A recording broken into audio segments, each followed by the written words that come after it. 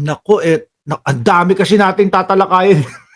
Ang daming tatalakayin ngayon mga kababayan, eh. Hindi, eto, dumaan lang ho sa amin 'to mga bossing 'no. Sabi ko isama na natin 'yan sa topic natin. Oh, siyam ang tatalakayin natin sa araw na ito. Sabi dito sa balita-balita mga bossing, balita ng balita 'no, Kalasyaw approve sa taxpayer. Kasi nga ho mga kababayan, mga boss chief amo sir, yung claim stub nila ay may nakasulat na mula sa buwis ng mamamayan ng Kalasyaw para sa mas mabilis at maayos na relief operation. Pero syempre ikaw naman, kahit papaano kapagka may seal na ng ano ng may seal na ganyan ano, ibig sabihin alam mo na galing sa munisipyo kahit po 'no. Kaya lang yung sa akin mga kababayan, yung ganito, eto mas okay, mas tama ho para ho sa akin mga bossing 'no, na ang ipangalan diyan is yung galing po sa 'yan, kagaya niyan mula sa buwis ng, mamamayan ng Kalasyaw. Kaya lang po medyo ngayon hindi po ukol. Hindi po ukol sa panahon ngayon mga kababayan yung ganito po. Bakit? Nakawan po ng proyekto, eh, 'no? Nakawan ho ng proyekto mga kababayan. Oh, bakit 'to? Biruin mo ikaw, tumatakbo, kumakandidato ka, ayaw mo naman talagang gawin yung mga ganito, yung paglalagay mo ng mga pangalan mo doon sa iyong mga proyekto. Kaya lang, sasabihin ng iba, "Oh, ako nagpagawa niyan." Sasabihin ng mga korap na walang ginagawa doon sa inyong mga lugar, "Oh, sa aking proyekto 'yan." Nanakawin. 'Di ho ba? Kaya hindi din ho natin nasisisi mga boss chief amo sir, yung ibang mga yung ibang mga politiko, yung ibang mga talagang ang hangarin naman ho mga kababayan ay maglingkod sa bayan na ilagay yung kanilang pangalan at ilagay kung ano man yung para matandaan sila ng mamamayang Pilipino. Kasi nga yung iba magnanakaw ho. Sasabihin proyekto ko 'yan. Yung pala proyekto nung isa. Hmm. Waka Waka Chloe Vlog, shoutout sa iyo. Usap-usapan ng mga netizen ang larawan ng claim stub mula sa Kalasyaw, Pangasinan dahil sa mababasa rito na pabor sa mga mamamayan na nagbabayad ng buwis. Ibinahagi sa information on Dagupan Facebook page ang isang claim stub para sa mas mabilis at maayos na pamimigay ng relief operation na tila kaugnay sa mga nagdaang sunod-sunod na pag-ulang dulot ng bagyo habagat na naging dahilan naman ng pagbaha. O yan. O kayo, ano masasabi nyo? No? Ano masasabi nyo dyan? Tama po ba na okay lang ilagay yung pangalan ng mga politiko? Para sa akin, no, sa panahon ngayon, mga bossing, dahil sa dami na magnanakaw na politiko na ang sasabihin nila, kanila yung proyekto na yon, mas okay ho sa akin kung lalagyan ng mga pangalan para yung mga buitre, yung mga walang ginagawa, hindi makapagnakaw ng proyekto sa iba na talagang ang hangarin lang naman ay ipakita yung kanilang paglilingkod sa bayan. Dot Pintura, shoutout sa iyo.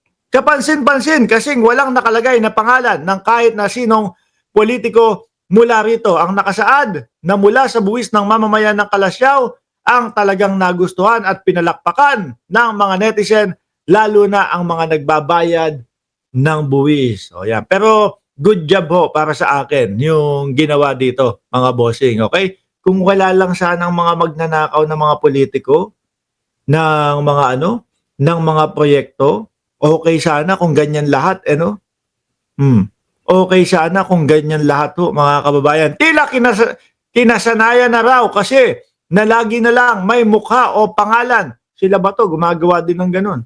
Bato, Bunggo, sino pa? Halos karamihan din naman ngayon, mga kababayan. Bato, Bunggo, Sara Duterte, gumagawa din ngayon. Yung mga AX, mga tupad nila. Di ba? Anyway, mga bossing, iwanan na ho natin yan at nadaanan ko lang yan, mga kababayan. Ngayon, pumunta tayo dito sa maiinit. Umpisahan muna natin dito kay Hanilet, mga boss. Mukhang yung tatlong magkakapatid ang hindi na pumapayag na mabisita ni Hanilet, no? Si dating Pangulong Duterte, nakita ko lang at nadaanan ko lang ho ito, mga boss chief amo sir, doon sa vlog ni Juan Luna Vlog. Sabi ho dito, mga kababayan, Hanilet Abansenya has dropped a bombshell, no? Her visitation rights to see former President Rodrigo Duterte at the ICC detention facility in The Hague have been suspended by Duterte's own defense team. Mismong sila Koopman, no? Mismong sila Koopman ang nagsuspende para hindi na makita o hindi mabisita ni dating Pangulong Duterte o hindi makabisita si Hanilet kay dating Pangulong Duterte. Bakit ganun itong mga Duterte? Biruin nyo si Harry Roque, mga kababayan. Di ba? Biruin nyo si Harry Roque, mga boss chief amo, sir. Pagkahaba-haba din ho na sumuporta yan sa mga Duterte. Pero ngayon, ano na ho ang nangyari? Wala na. Tapon basura na si Roque. Kain-tain na si Roque. Di ba? Pagkahaba-haba na nakasuporta sa mga Duterte, although ngayon, halata yung pangangailangan ni Roque na ma-stay ho. No? Yung naratibo niya na siya ay ginigipit ng bayang Pilipinas o ng gobyerno ng Pilipinas dahil doon sa pagsuporta niya kay dating Pangulong Duterte. Pero mukhang hindi naman okay yung ginawa nila kay Roque.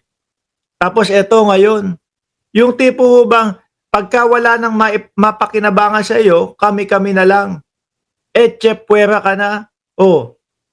Nalulungkot din ho ako mga kababayan para dito kay Hanilet at para kay Kitty Duterte. Bakit ho mga bossing?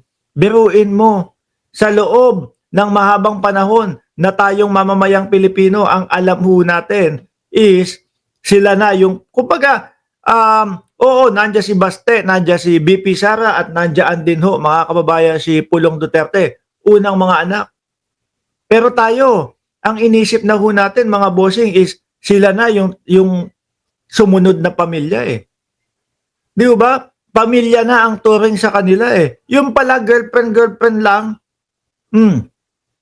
Siyempre, alam naman ho natin mga boss chief amo sir na kapag girlfriend, boyfriend pa lang po hindi pa yung pasok talaga sa pamilya yan dahil sa mga susunod na mga panahon, posible na mapalitan, posible iba naman ho yung kasintahan. Di ba?